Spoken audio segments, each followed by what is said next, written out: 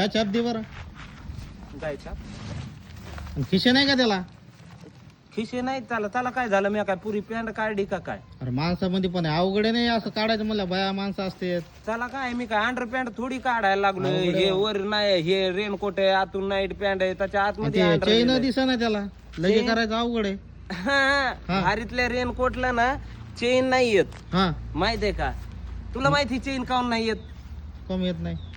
आता मी रेनकोट घालणार, हो पावसाने भिजणार. हो पावसाने भिजल्यावर समज मी पहिलाच भिजल्याला राहणार, म्हणजे मी आतल्या आत मुचलो तरी पण कोणाला कळणार आहे?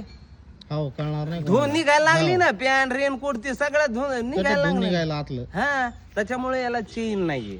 त्याच्यामुळं. हा, माहित आहे का? म्हणजे याला रेनकोट कोणचा म्हणतात माहित आहे का? हा काहीतरी म्हणते त्याचं नाव, म्हणजे लय ब्रँडेड आहे हो, माहित आहे का?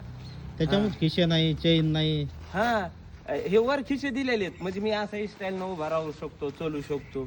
असं का? हा, चैनीची काय गरज आहे? असं बिवलं राहतो तर आपण द्यायची धार मारून. त्याला काय होतं? लहानपणी आपण चढीत नव्हतो मुतत.